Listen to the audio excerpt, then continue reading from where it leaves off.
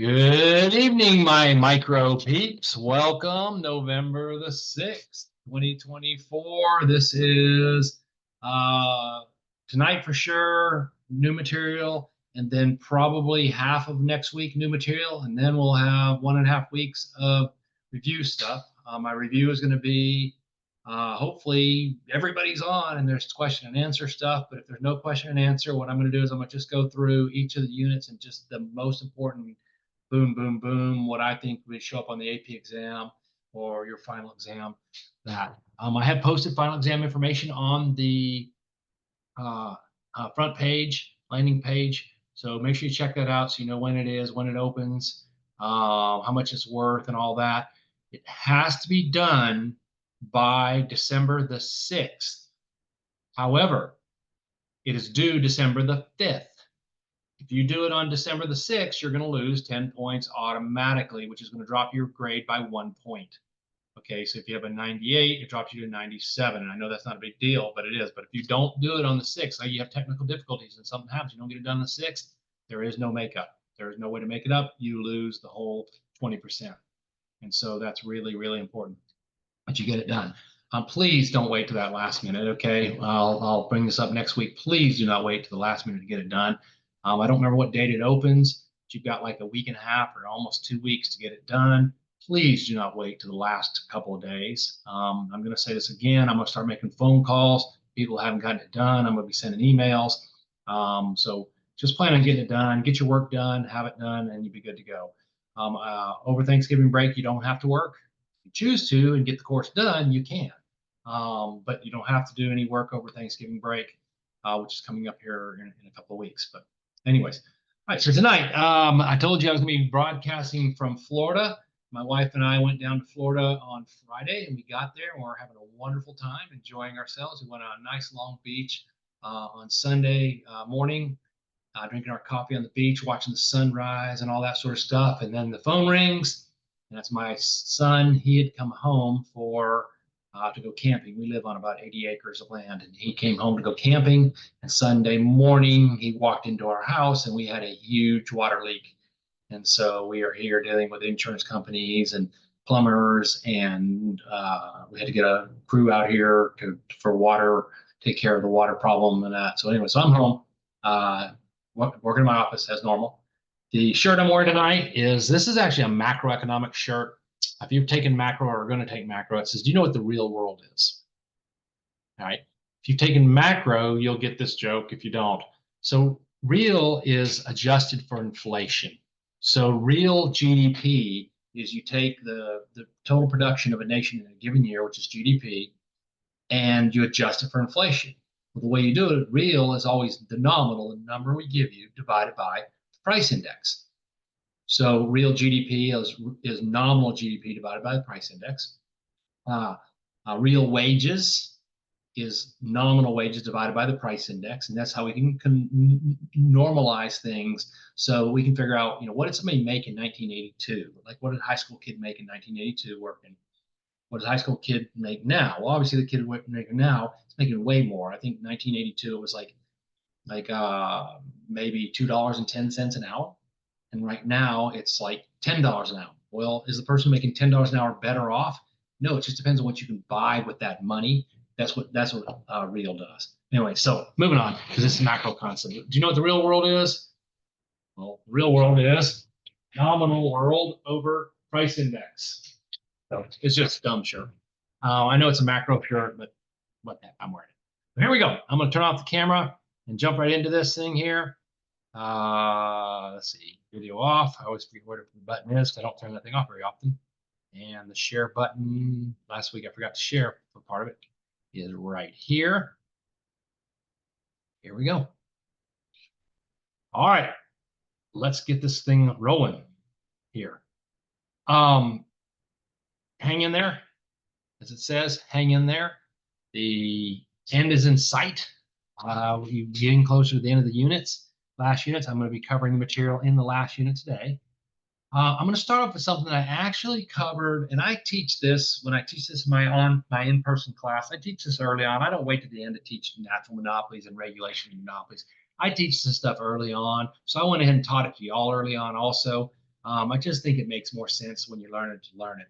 But I'm gonna go ahead and quickly do a quick review here. If when you get to this, if you're struggling over this material, go back and watch those live learning sessions on Monopoly. The first one when I teach most of it. The second one, I give you some practice questions. It applies here as it does there. It's the same material. So on the left, we have a monopoly, and on the right, we have a natural monopoly.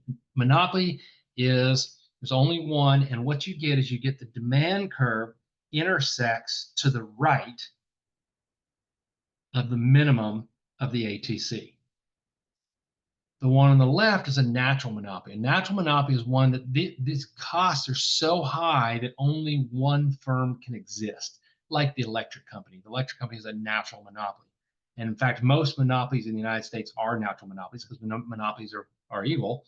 They're bad. The government doesn't allow them. We don't like them. The government doesn't allow them to exist unless they're a natural monopoly and only one can exist.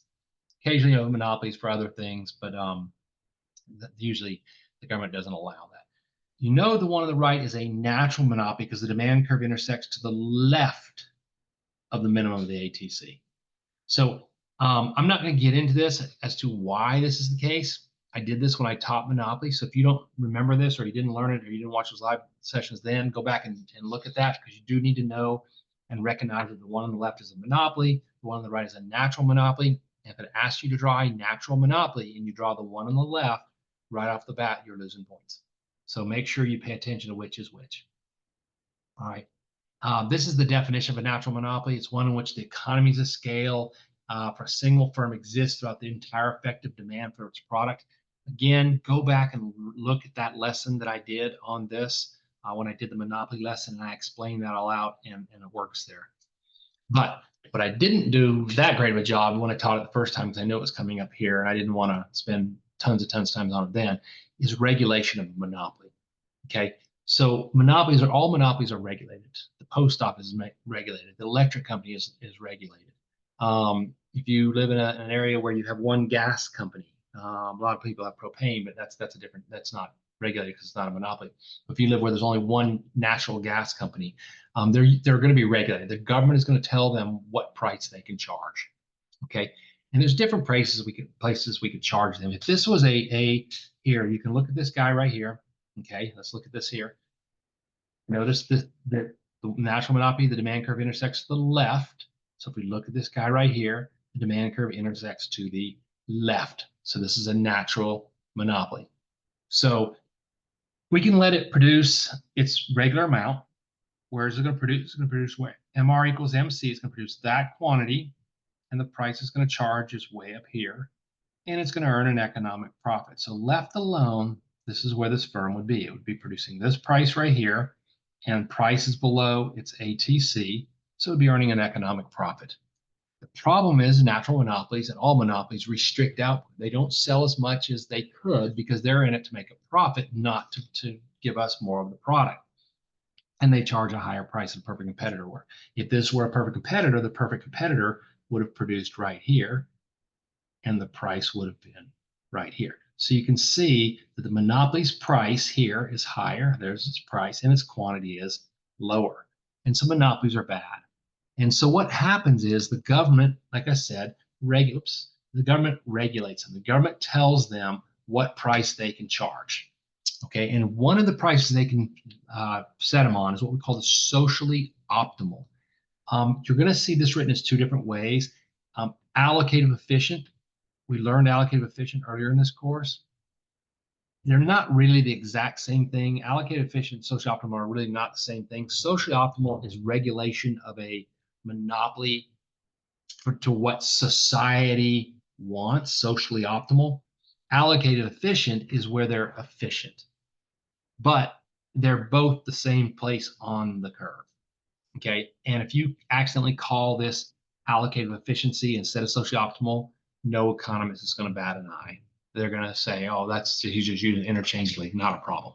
So they're not going to worry about it. But it's where price equals marginal cost. So if we regulated this dude right here to be allocated efficient or socially optimal, same thing again, we would regulate them right here.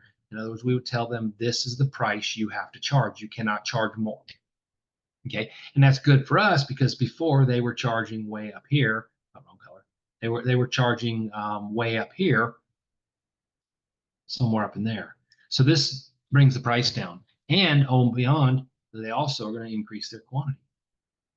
This is going to be the quantity, the socially optimal quantity, right? Where before they were producing right here. So this is good for us. It makes them produce more at a lower price. Okay, so that would be socially optimal. But there's a problem with socially optimal pricing. The problem with socially optimal pricing is if you look, we are now forcing this company to earn a loss because price is below the average total cost. And since the price is below their average total cost, this firm is now earning an economic loss. Anytime that price is less than ATC, they're earning a loss. Well, you can't force a company to earn a loss. The post office is one of them. The post office has a huge loss year after year after year. And so what happens is the government doesn't want them to be able to raise the price because they want to make it where, like, for example, if I have to pay my water bill, I can afford to buy a stamp to send my water bill in, right? And so they don't want to raise the price. And so what they do is they actually do force the electric company to earn a loss year after year after year. But then what they then do is they then subsidize them.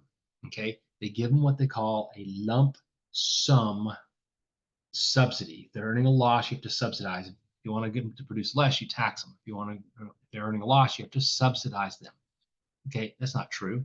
I totally lied. I read what I had written there and I wasn't even thinking. Okay. Um, um, Back up. No, I'm right. I'm right. I'm sorry.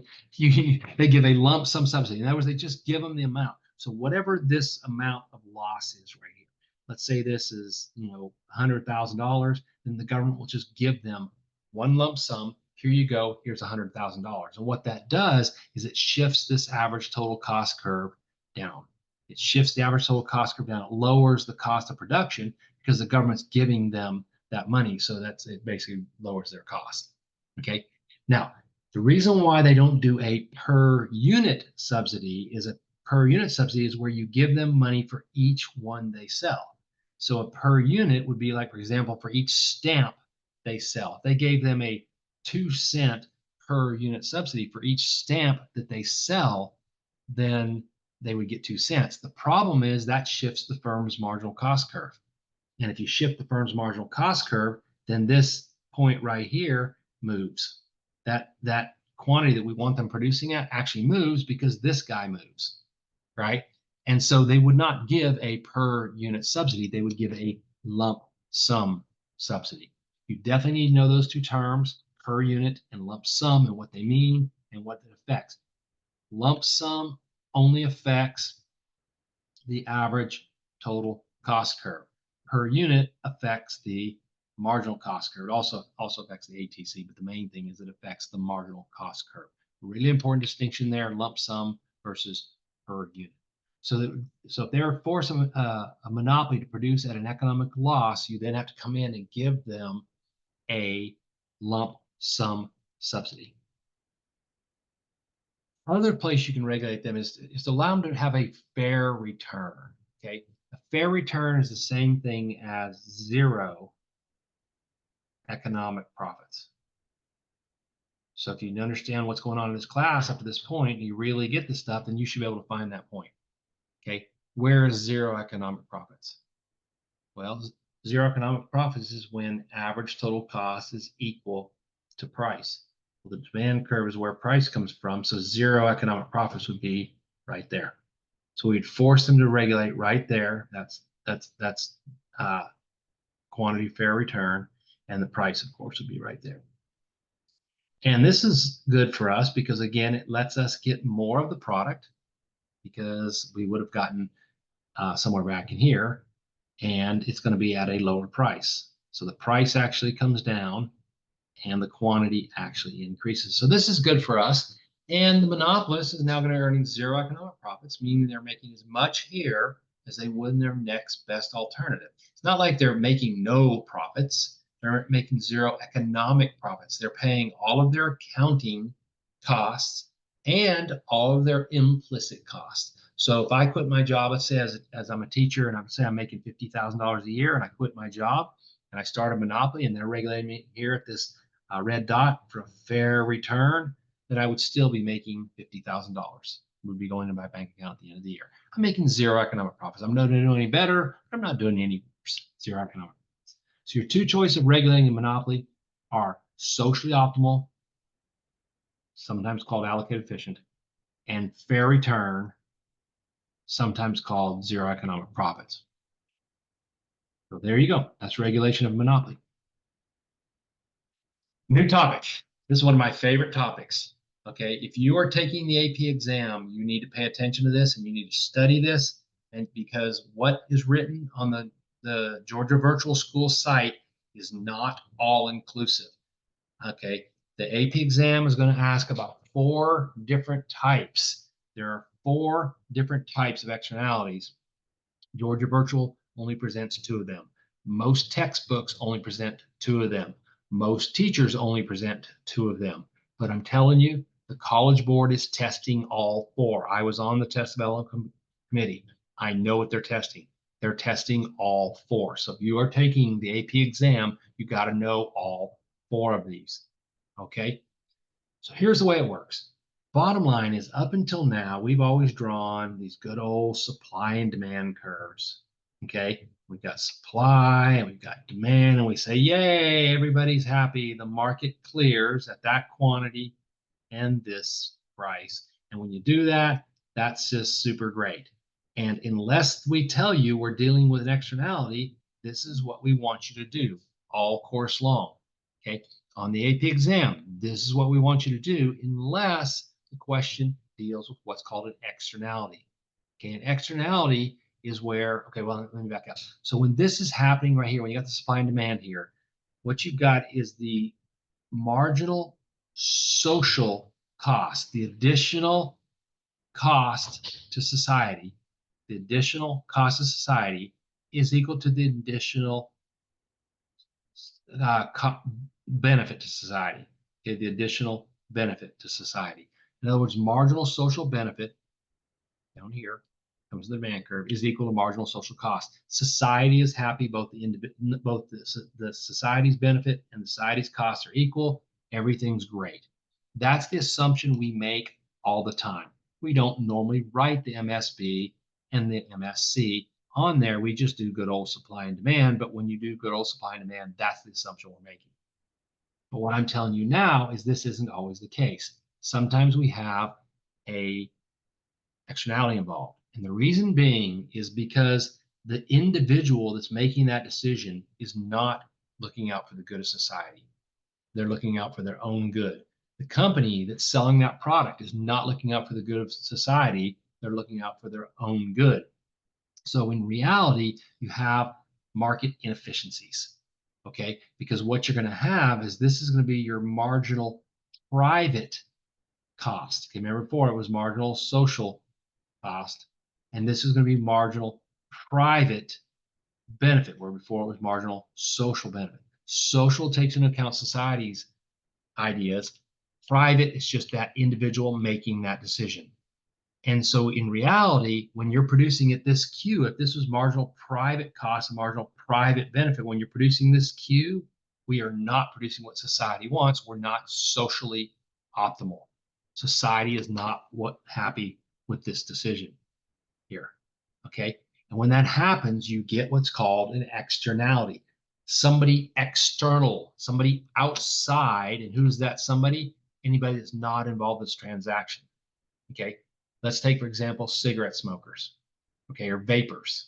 Okay, if any of you guys vape, you need to stop. You're poisoning yourself. And you can say, oh, and roll your eyes, and I'm an old guy and all that. Guys, I lived through the 80s, and I have friends that smoked in the 80s that are now struggling with their lungs. Okay, everybody kept telling them it's bad for you, it's bad for you, it's bad for you, and they're doing it anyway. But anyways, vapors. Okay, the individual who chooses to vape is only considering their benefit, what they think they're getting out of it. Society, the person selling the vaping stuff is only looking at their profits and what they can get out of it, right? When in reality, what's going to happen, there's going to be huge adverse effects to it, in that people are going to start getting, cancers and things like that. that society is going to be dealt with, is going to have to deal with. My insurance prices are going to be higher in the future because people are choosing to vape right now, because part of the price of insurance goes to helping them at a later date.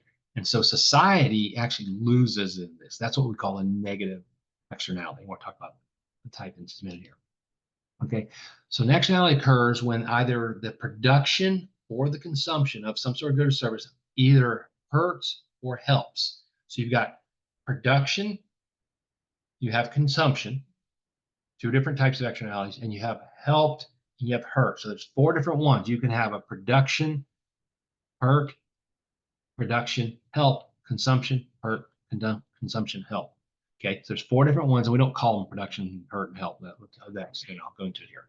Okay, so this is another example here I gave you. Okay, an individual buys a product, the company receives the profit, the payment, they're happy.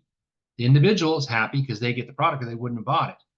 Problem is that in the production process, pollution was created, and generally we consider pollution is bad. So this was what one we would call it a negative, because it's pollution is bad, production, because it's happening in production, externality. So this would be a negative production externality. The externality is in the case of the pollution being produced. Society is affected by the pollution. What's causing it? The production of the product. It's not the individual buying the product that's the problem. It's the pollutions being created in the production. So this would be what we call a negative production externality. I'm going to go into these in a little bit more detail. Okay, externalities are a market failure. Okay, good old supply and demand is not working. We've seen market failures all semester long. I just haven't really been calling it that. Other market failures are floors and ceilings. Okay, in the last unit, you guys did a minimum wage. You learned about minimum wage. Minimum wage is a wage floor. The market is not clearing at equilibrium. That's a market failure. Taxes are a market failure normally. If you tax a product that's at equilibrium, subsidies are a market. Quantity control, the government tells someone how much they can produce. Monopolies are market failures. Monopolistic competition is a market failure. Oligopolies are market failures, and monopsony.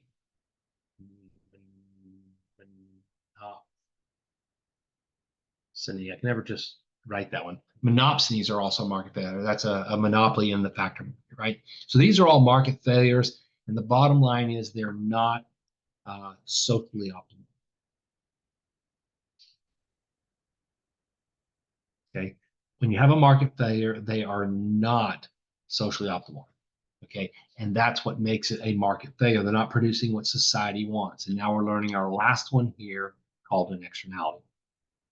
All right, so again, society wants to be here. When we're here, we are happy. We have our social optimal quantity, we have our social optimal price, marginal social cost equals marginal social benefits, supply and demand. Everybody's happy. This is what we normally assume happens. But in the presence of externalities, the rational agents, meaning the buyers and the sellers, respond only to their private costs, if it's a seller, and benefits if it is a buyer. I don't want to do that because that one's social up there. But anyways, so they only respond to their own individuals. They don't take into account society's concerns here. And that's what creates an externality. Okay. Like I said, there's four different externalities. There's a negative, meaning it's bad, too much is being produced. Production happens because of the production process, externality. There's a negative consumption. It's the consumption of the product that's causing the problem, externality. Okay. Picture somebody who's smoking a cigarette and blowing, sitting right next to you. That would be a negative consumption. It's not them buying. It's not the company producing the cigarettes that's causing the problem. It's the act of them consuming cigarette that's causing the problem. Positive production. Okay, this is good. We want more positive in the world. Positive production. A third person is helped by that. Someone else is helped by the production of that product. And I'll give you examples of all these in a little bit. And then positive consumption, externality. Okay, so I'm going to give you examples of all these. We're going to draw them. We're going to go through the whole thing here. Pretty much on the AP exam, unfortunately, the Georgia virtual questions are not quite as good as this. But on the AP exam, you're going to know for sure if it's consumption or production. and you're going to know for sure if it's a negative or positive. It'll be something like, in the production of pens, pollution is being created, and society considers pollution to be bad. I mean, they almost have to spell it out for you so you know it's a negative production externality. Because there's a lot of them you could say, well, gee, couldn't that be the consumption, like cigarette smoking? Okay, well, cigarette smoking is the act of consuming it. That also makes it negative. Um, but what if you are, I don't know, what if your family owns a cigarette production company? Do you consider that negative? No, to you, it's your livelihood. You know what I'm saying? And so, anyways, they'd have to tell you. So I promise you that the actual IPCAM is going to do it. All right. So negative externality, it's negative when a third party, person that's not involved in that supply and demand transaction, is hurt, has an external cost. That's why it's called an externality. It has an external cost. Again, there's a negative production externality. Pollution is your most common example that we use for that, for a negative production externality, right? Then there's negative consumption externality. Say you have a neighbor who plays loud music that others don't enjoy. That's the negative part. They don't enjoy it, right? It's the act of playing the music that's causing a problem. Okay. Now, what if they're playing it off the radio? Okay, or off of their iTunes account, right? Well, it's not the fact that the iTunes is playing the music. It's not the production of the music that's causing a problem. It's the act of the person consuming or listening to the music that's causing the problem, right? So that's what makes it a negative consumption externality, right? The neighbor is enjoying the private benefit of the music. They're enjoying the music. They're loving it. But you're trying to go to sleep. Maybe it's 11, 12 o'clock at night. You're trying to go to sleep. And so you don't like it. So that's a negative consumption externality. Positive externalities are involved when the market, when a third party gets an external benefit. Somebody is benefiting from it. Okay. Let's say you live in a neighborhood and a person next to you has this absolute beautiful lawn. It's perfectly mowed. There's never a leaf in it. It's just absolutely flowers. It's just absolutely beautiful.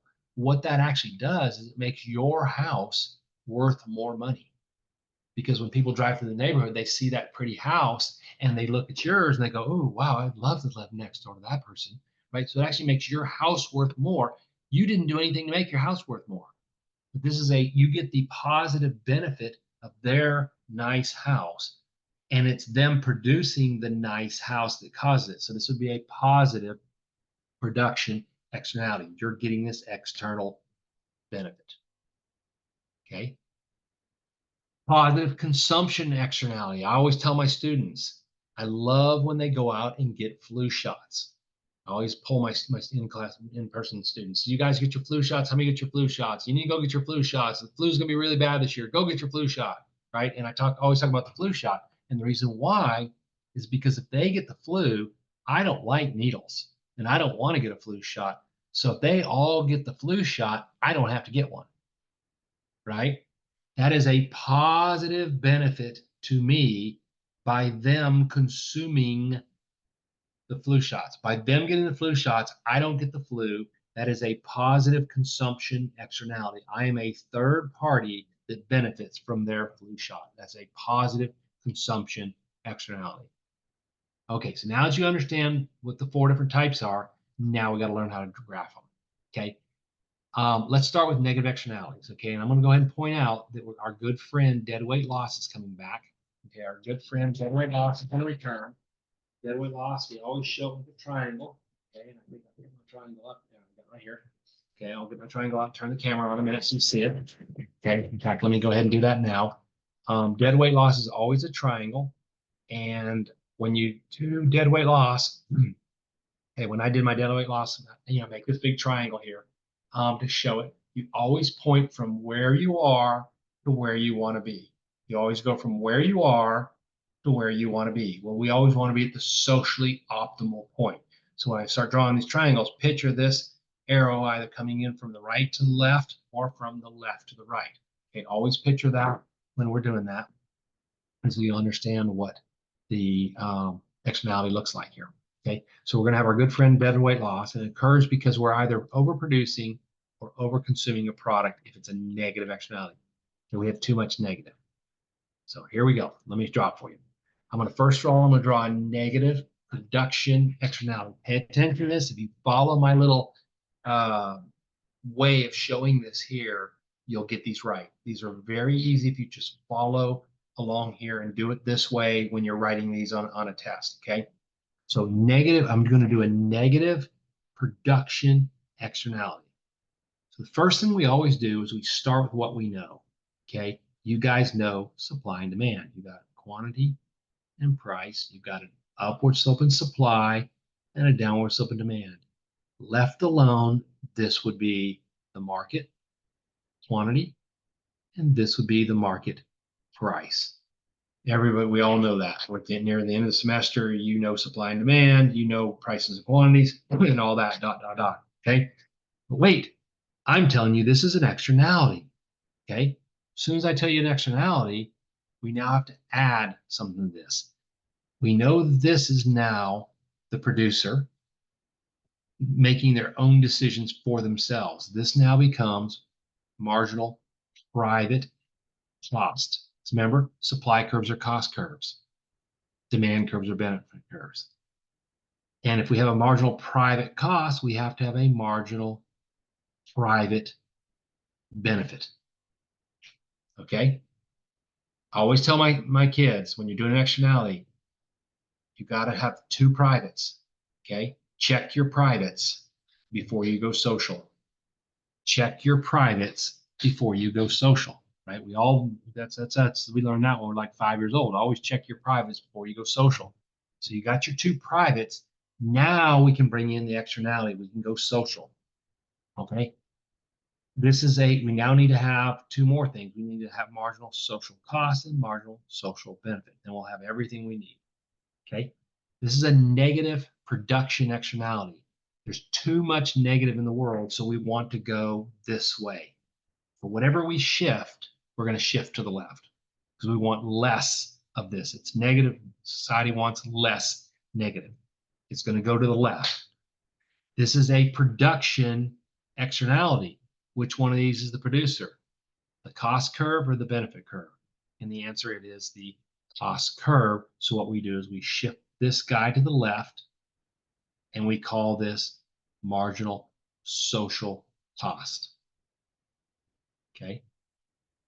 Why did I shift it to the left? Because it's negative. We want less negative. Why did I shift the cost curve? Because it's the producer. The producer is the cost curve. Marginal social cost, but you can't be social by yourself. So you checked your privates. You can't be social by yourself. So we can't just have marginal social cost. We have to also call this marginal social benefit. And this is where society wants us to be. This is the socially optimal quantity. This is the socially optimal price. Society wants QSO. Society wants QSO. It's not there. That's the key here. We're not. We're at Q. Let's say this is a company that's producing pollution stuff. Left alone, it's going to produce Q units. But society doesn't want that much. Society wants QSO. So we're at Q. So this market is inefficient. We want to be at QSO. We're not. And we're going to find out a little bit later on what should happen and get us there, to get us to QSO. That's a negative production externality. Don't memorize these. Be able to draw them from a blank sheet of paper and understand what's going on. Okay? Promise you there's deadweight loss. Okay? Find deadweight loss. You always take your arrow and you go from where you are to where you want to be. Well, where are we? We're right here at this green dot. Where do we want to be? And I apologize if you're colorblind. Okay, we're right here at this green dot. I'm making it big right here so you can see it. Right here, this green dot. Where do we want to be? We want to be right here at this red dot. Of course, I chose the two worst colors for somebody's colorblind. We want to be at that red dot. Okay, so what you do is you take your arrow and you point it in this direction. If this was my arrow, it would be pointing in that direction. That would be your arrow. So you go from where you are, the blue dot, and you slide up the demand curve. Now let me erase part of this here because I don't want all that extra stuff there. So this is your deadweight loss. The arrow is pointing in from where you are, now black dot, to where you want to be, red dot. That's your deadweight loss. Okay, the deadweight loss is because you're over producing the product. You're producing Q units and you want QSO. That's what deadweight loss. Deadweight loss occurs anytime you're not at the social optimal quantity or producing too much. Negative production externalities. How about negative consumption externality? Same system. Let's walk through it. Start with what you know. We all know good old supply and demand. Supply, demand. Left alone, this is where the market's going to be. That's the price of the market. I'm telling you it's an externality. Now that as soon as I tell you it's externality, you have to add in your privates, marginal, private, cost. Check your privates. Do you have both of them? Marginal, private, benefit. Okay, now we've got our two privates. We've got our marginal private benefit, which is the buyer. We have our marginal private cost, which is the seller. Left alone, that's where the market's going to clear. But society's like, wait a minute, this is a negative consumption externality. Too much is being consumed. Too much. It's negative. We want less of this product. The negative tells you want less of this product. Then what do we want to go after? Do we want to go after the producer or the consumer? Well, the externality is occurring because of the consumption of the product, not because of the production of the product. And so we go after the consumer. So we want to shift the demand curve to the left. And this would be the marginal social benefit. Society wants less of it. This is now become, you need to be social with someone else. This is marginal social cost curve. And the quantity that society wants is right here, right there. Okay. Now, there's something tricky about this is that we don't want a lower price on this product. We actually want a higher price. So we actually, this is tricky. We actually want the price up here. This is the socially optimal price up here. Okay. I know it's not at the equilibrium point. I'll talk about this in a while, why this is the case and how we would get to that point up there. How would we get up here to this I'll do it in blue. How would we get up here to the blue dot? I'll explain that in a little bit. But bottom line is we want a higher price on this product because it's a bad thing. Society thinks it's a bad thing, so they don't want it anymore. Okay, so this is a negative consumption externality. We're producing at Q, but society wants to be at QSO. So we're going to have this deadweight loss. Well, where's our deadweight loss? We always go from where we are to where we want to be here, and the triangle that's created becomes deadweight loss. There's your deadweight loss. Okay, that's a negative consumption externality. Let's go to the positive one. Positive is where we want more positive. Okay, we want more positive. So I'll draw these out. Start with, this is a positive production externality. We want more positive. So let's start with what we know. Upward slope in supply, downward slope in demand, quantity, price. Take a look at this graph. Look good. Okay. Got our upward slope of supply, downward slope of demand. We've got price and quantity. Nope. This is not good.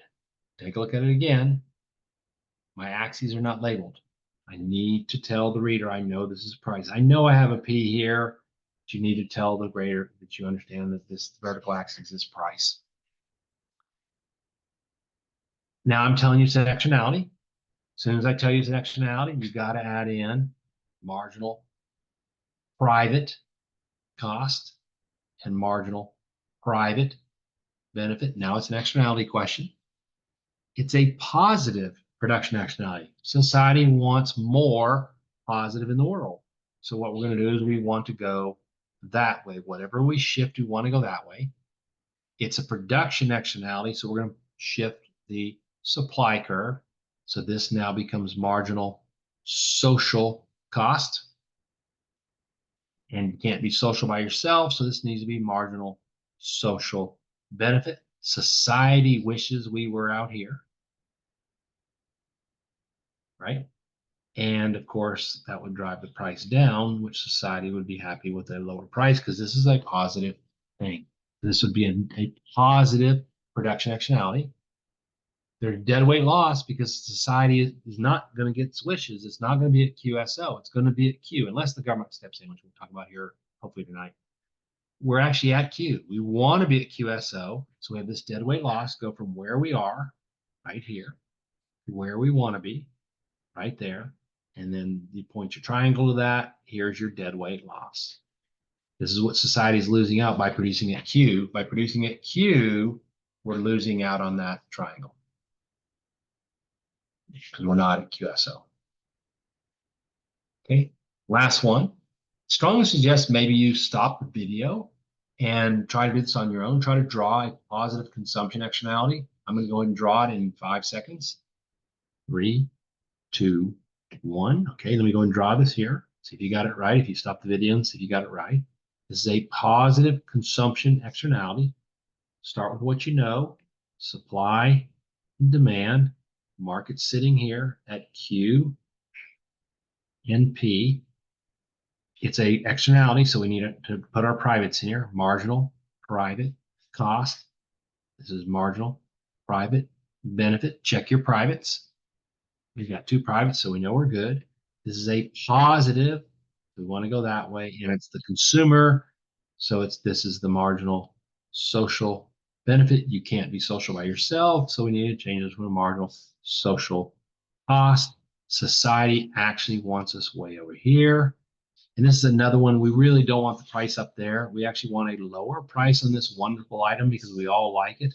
So it's actually going to, we want the price down there. So again, we'll talk about in a minute how we get there.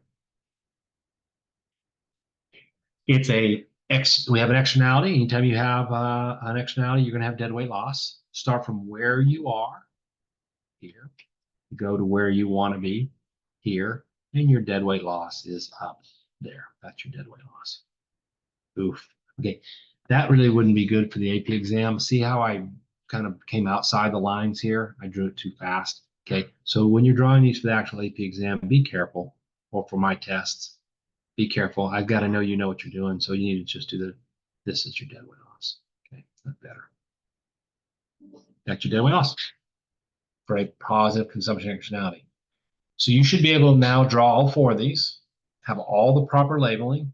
Okay, there's 4 labels. Actually, there's 6 labels. You also have supply and demand on these lines here, right? On the curves themselves. We've got our axes labeled P's and Q's. You got your P and Q. You got your social optimal quantity, social optimal price, and you have your dead weight loss. So, at about 15 more minutes, I think I can get this done here. So how do we fix these? Okay, well, you address a negative externality. The government's got to step in. Different ways to address it is through taxes, environmental regulation, or public provision. Public provision is just the government saying you will do this, right? Taxes is probably the most common way. If you've got a company that's producing a product you don't want them to produce, you can do 1 of 2 things. You can tax them for each unit they produce. You can, like, let's say it's a pollution thing, they can make them put in what they call them scrubbers. Scrubber goes in a smokestack and gets rid of doesn't let the pollution out and that sort of stuff. Or you can just flat out say you're not going to do it anymore. Right? Those are your 3 choices: taxes, environmental regulation, or flat out you're not going to do it anymore. Okay, that's how you correct a negative. That's how you correct both positive and negative. But for negative externalities is the tax. So let's take a look at this. So this right here is a negative production externality. Now, if I didn't tell you this, and the AP exam will do this, the AP exam will give you a graph like this, and they'll make you tell them it's a negative externality. And they'll make you tell it's a negative production externality. Well, how do we know which one it is? Well, because since we want less of it, that right there tells you that it's negative. Okay, since we have social benefits and social costs in here, since we have social benefit and social costs here, it tells you it's an externality. And which curve are we shifting? The producer. So now we know it's a negative production externality. Okay, it's negative because we're producing too much. It's an externality because we have the social parts to it. And it's a production externality because we shifted the supply curve, right? So how do we fix this? The external cost to society, we call this the external cost, that's an AL, is the difference between where we are. I don't want to say where we are and where we want to be, but the distance, this vertical distance in the supply curve is your external cost. And that's what actually creates the deadweight loss there. It's the external cost. So, society is actually bearing more of a cost. And it's this vertical distance here that's the external cost. So what we would do is one of the best way to correct it is to say, hey, we're going to put a per unit tax on you. If you'll remember, per unit taxes shifts the marginal cost curve. Well, marginal cost curves are just fancy names for supply curves, right? So when you put a tax on this product, the supply curve shifts to the left and it moves you from this point right here where it's producing the two privates to this point right here where the social is. And what it does is it reduces the quantity that's produced in the product. It raises the price of the product, and it will then eliminate that deadweight loss. That deadweight loss goes away because you're no longer producing out here the red dot. You actually are producing a blue dot, so there's no externality. Be careful. Okay, once the tax is put in, everybody listen to this. Once the tax is put in, the deadweight loss goes away. So once the tax is put in, there's now no longer deadweight loss. That is a trick question that they like to ask. They give you a scenario like you're sitting here at this red dot, and then suddenly you put in a tax. What's the deadweight loss? And the answer is there is no deadweight loss. Okay, now what they could do is they could give you, and you're at the red dot, and they can make you, if they gave you numbers, make you calculate the area of that triangle, calculate that deadweight loss. When you're at Q1, there is a deadweight loss. When you're at QSO, the deadweight loss disappears. And taxes will do that. Like I say, the other thing they could have done is they could have said, hey, we're going to put a, for every unit you produce, you have to give us, pay us money, or I guess that's a tax. Government regulation, you can only produce so much, or flat out, you will not produce as much. So shifting that supply curve. The key is shifting that supply curve from marginal private cost back to the marginal social cost. It shifts that supply curve. Okay. What about a negative consumption externality? Same thing, but instead of taxing the producer, we're going to put a per unit tax on the consumer. Okay, we're going to tax the consumer directly. Okay, we do have a per unit tax consumption in existence right now, and it's gasoline tax. Okay, the gasoline tax, for every gallon of gas that you buy, you're paying a tax on that gallon. You don't realize it, but you are. If you look at the gas prices, like let's say right now it's $3.25 a gallon. If you look at the gas station, there's going to be this, in the gas station, is going to have this 99 up in the right-hand corner. When you look at the price at the gas station, that 99 means you're paying $3.25, and it includes a tax. That $3.25 includes a per unit tax. In other words, the price of the gasoline isn't $3.25. It's actually less than that, but you're adding a tax to it. They don't tell you what the tax is, but it's there. Okay, Georgia, if you go across state lines, like if you travel from Alabama to Georgia, as soon as you cross the line, you're going to get a different price of gasoline in two different gas stations, whether or not you're in Georgia or you're in Alabama, and all dependent on the gas taxes that the state puts in. There's a federal tax, and then there's also state taxes. So different states have different taxes. It's cheaper to buy gasoline in Alabama than it is in Georgia right now because their tax is a little bit lower than us. Okay. But anyways, so a negative consumption externality is a per unit tax on the consumer, right? You tax the consumer, and when you do that, then what's going to happen is you're taxing them, so it decreases the quantity that we're going to buy. Okay, and it's the buyer, so the demand curve shifts to the left. Okay, the idea is that this is the actual price of the product, but the tax is the vertical distance. So PSO minus P times QSO is the amount of tax revenue. So the government collects all of this in the form of tax revenue. Okay, it eliminates the deadweight loss because that deadweight loss was sitting there. Let's see, we were here. We want to be here. this was the deadweight loss. That deadweight loss goes away when you put the tax in. The government collects all of this revenue. The seller, the actual seller, like the gas station, only gets to keep P. Okay, they're only going to get to keep price P here because they have to sell they sell at P, but they have to send PSO, P minus PSO to the government. So this vertical distance right here is the amount that goes to the government, multiplied times the number of units that we buy, and that's your tax.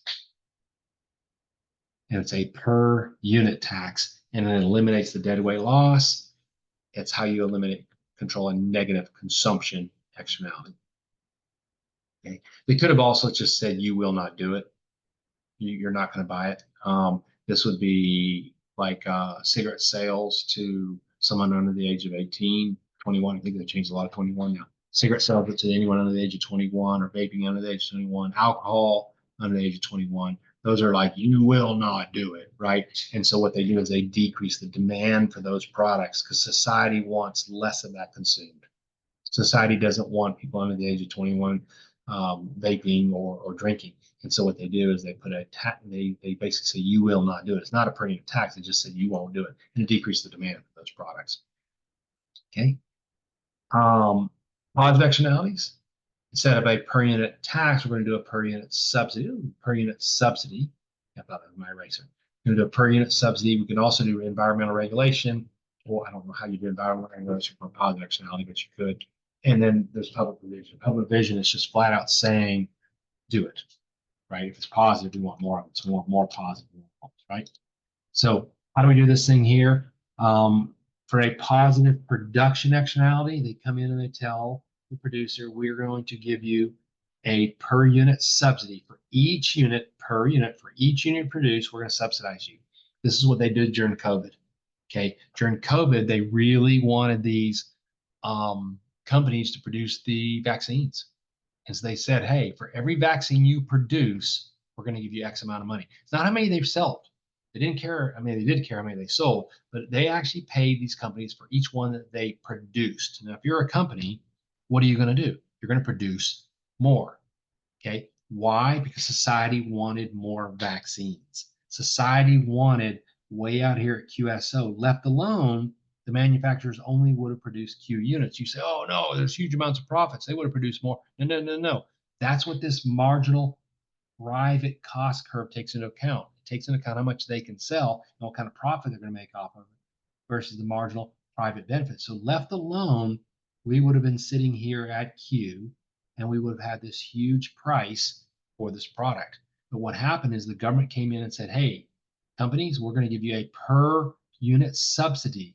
When they did that, it shifted the supply curve to the right. So they shifted out to here, and we ended up way out here, right? We got more of the product, QSO, we got more of the product, and the price we actually paid when that guy shifted was way over here.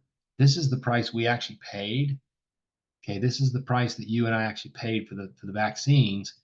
The government subsidizes the rest. This area right here is the area of the subsidy. This is the amount of money the government spent on the COVID vaccines, paying these companies to produce them.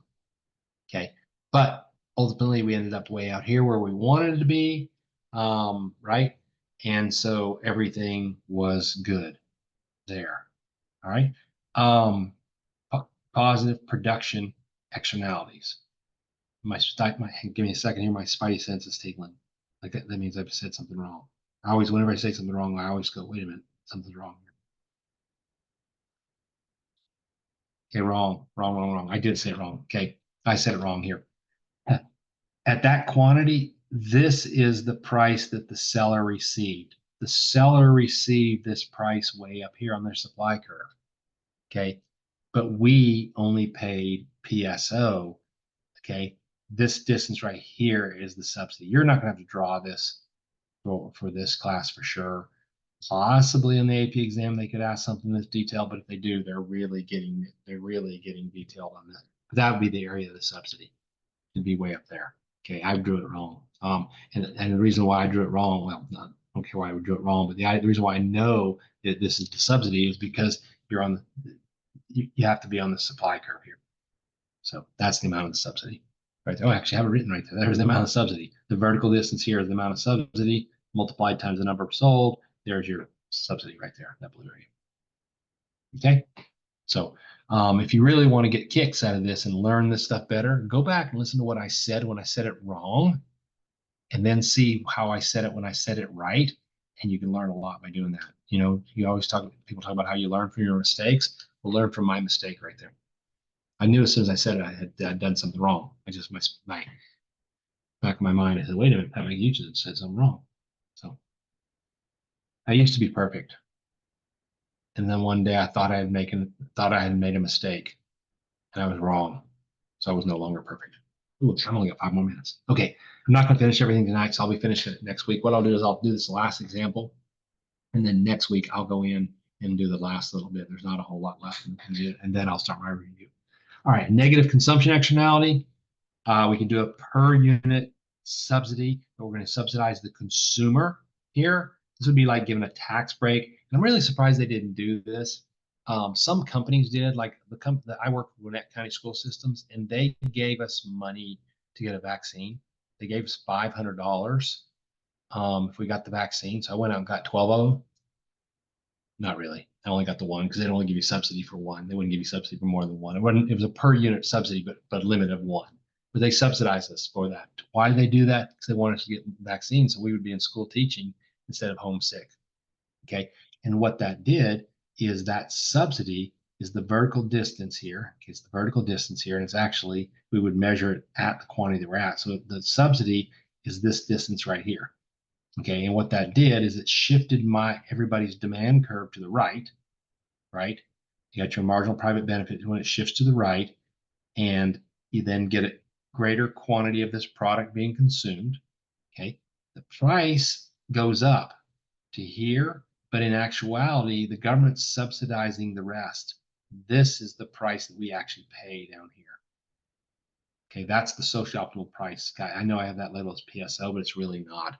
On the actual AP exam, if you label either the intersection point, we'll do green right here as PSO, or the blue part as PSO, they're going to accept it because it depends on the scenario on which one is PSO. In this example, society wants a lower price on this product, right?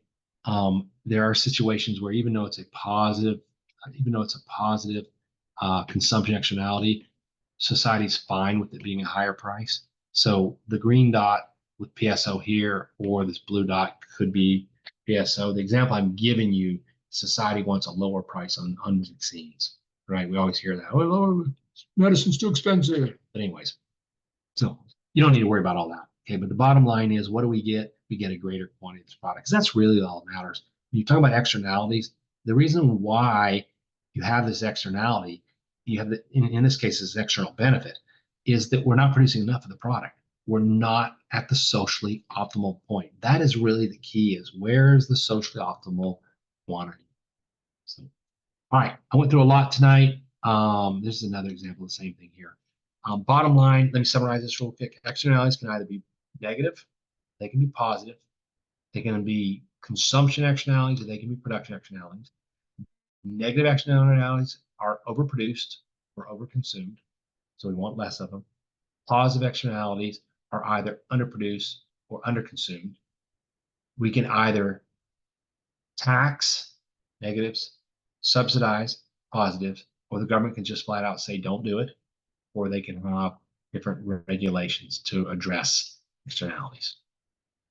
Okay, I'm out of time. Next week, I will start here. Okay, I'll start right here next week. I'll talk about the Coase theorem and how it applies. This is going to be possibly could be on the AP exam. It's not a huge part of this course for y'all, for Georgia Virtual, but for the AP exam, they could ask it. And then I'm going to do taxes. It's going to take you maybe 20 minutes, and then I will start the review. Please, love to see you in person next week, so you can ask questions about this entire course. I'll go over anything you need to. If you're not here, nobody's here, then what I'll do is I'll go through start at the first unit, and I'll just kind of work my way through all the units, hitting all the highlights and the most important stuff. So let me stop sharing here and stop recording. And I hope you guys all have a great evening. and I will see you next week.